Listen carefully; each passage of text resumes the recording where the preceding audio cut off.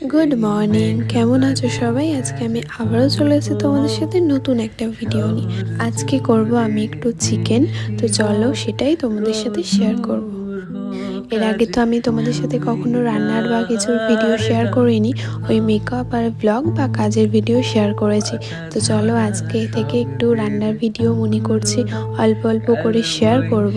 তো আজকে আমি সব কিছু দেখো তৈরি করে নিয়েছি, এখানে যা যা দরকার সব কিছু আমি রেডি করে নিয়েছি। আর ওখানে মাংসটাও আমি অনেকক্ষণ ধরে ম্যারিনেট করে রেখে দিয়েছি। তো চলো এখন কড়াই একটু তেল দিই, তো তেলটা গরম হতে থাকুক। তো এখন তেলটা আমার অনেকটাই গরম হয়ে গিয়েছে, তো চলো এখন এই আলুগুলো ভেজে নেওয়া যাক। আমি যেহেতু এর আগে কখনোই রান্নার ভিডিও শেয়ার করিনি তোমাদের সাথে, সেই জন্য আমার একটু প্রথম প্রথম হয়তো একটু 19-20 হবে, বাট তোমরা একটু অ্যাডজাস্ট করে নিও। আমি যেহেতু এমনিতে রান্না বান্না অতটাও কিছু করি না, বাট আজকে চিকেনটা দেখে মনে হলো যে না চলো এবার থেকে একটু একটু করে রান্নার ভিডিও শুরু করা যাক, আর এই চিকেনটা দিয়েই শুরু করা যাক। তোমরা অনেকেই দেখো যে আমি সবসময় মেকআপ বা অন্য ভ্লগ নিয়ে ভিডিও করি, তো এখন মনে করছি টুকটুক করে কিছু রেসিপিও তোমাদের সাথে শেয়ার করব। এইদিকে দেখো এখানে তো আমি আলুগুলো কড়াই দিয়ে দিয়েছি, এইগুলো অনেকটা ভাজা ভাজা হয়ে এসছে। তার মধ্যে আমি এখানে গোটা গরম মশলা একটু হালকা হাতে গুঁড়ো করে একটু দিলাম যাতে ফ্লেভারটা আসে। এখন আমার আলুগুলো অনেকটাই ভাজা ভাজা হয়ে গিয়েছে, তো এখন আলুগুলো এখন আমি তুলে দেবো। আর এই তো দেখো একদম হালকার মধ্যেই ভেজেছি, খুব কড়া করে ভাজিনি। আর এদিকে দেখো এখানে এই ম্যারিনেট করা মাংসটা, এখন এই মাংসগুলো আমি একটা দুটো করে ভেজে নেব। এমনি মাংসর থেকে আমার এই ভেজে মাংস করাটা বেশি ভালো লাগে, সেই জন্য আমি এখন এই ম্যারিনেট করা মাংসগুলো অল্প অল্প করে ভেজে নেব।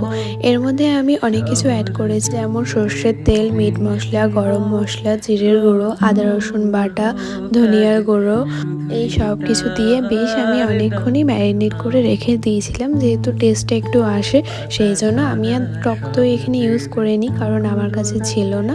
তোমরা চাইলে ওই টক দইটাও ইউজ করতে পারো, আরও অনেক কিছু ইউজ করা যায়, তো আমি আর করিনি। আমি যেগুলো ছিল আমার কাছে উপকরণ আমি সেইগুলো দিয়েই করেছি।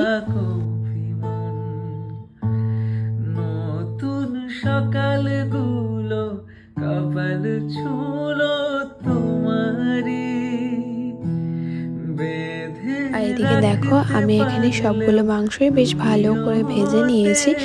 আর এই তেলের মধ্যে এখন আমি কোচানো পেঁয়াজগুলো দিয়ে দেবো। তারপর আমি এখানে অ্যাড করছি কাঁচা লঙ্কা, টমেটম, কটা তেজপাতা ও পরিমাণ মতো আদা রসুন বাটা।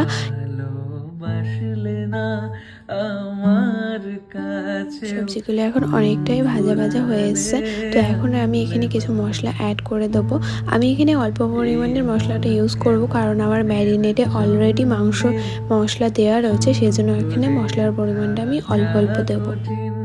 তোমার কাছে খরস্রোতা তো মশলাগুলো ভালো করে কষিয়ে নেওয়ার পর আমি এখানে অ্যাড করছি ভেজে রাখা মাংসগুলো। এবার এই মাংস ও মশলাগুলো চলো ভালো করে একটু কষিয়ে নিই খানিকটা টাইম নিয়ে। মাংসগুলো বেশ খানিকক্ষণ কষানোর পর এখানে আমি অ্যাড করে দিচ্ছি ভেজে রাখা আলুগুলো। আলুগুলো তুলে দেওয়ার পর আমি একটু জলও অ্যাড করে দিয়েছি। সেই মেঘবালিকার গল্প।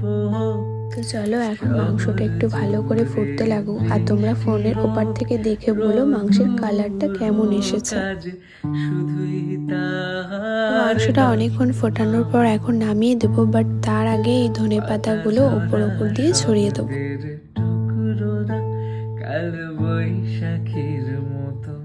এই তো এখন মাংসটা আমার পুরোপুরিভাবে তৈরি, তো চলো এবার মাংসটা নামিয়ে নেওয়া যাক। তো এই ছিল আজকের আমার ছোট্ট একটা রেসিপি ও ভিডিও। আশা করি ভিডিওটা তোমাদের সকলের খুব ভালো লেগেছে। যদি ভালো লেগে থাকে অবশ্যই আমাকে কমেন্ট করে জানিও, আর এরকম ছোট ছোট কিছু রেসিপি আমি তোমাদের সাথে শেয়ার করব। তো ভিডিওটা আজকে এই অবধি শেষ করছি, আর অবশ্যই কমেন্ট করে জানিও যে মাংসটা দেখে যে কেমন লেগেছে বা কেমন হয়েছে। তো ভিডিওটা এখানেই শেষ করছি, আবার আসবো নতুন কোনো ভিডিও নিয়ে। ততক্ষণের জন্য সবাইকে টাটা। ভালোবাসলে না আমার কাছেও দিন ফুরালে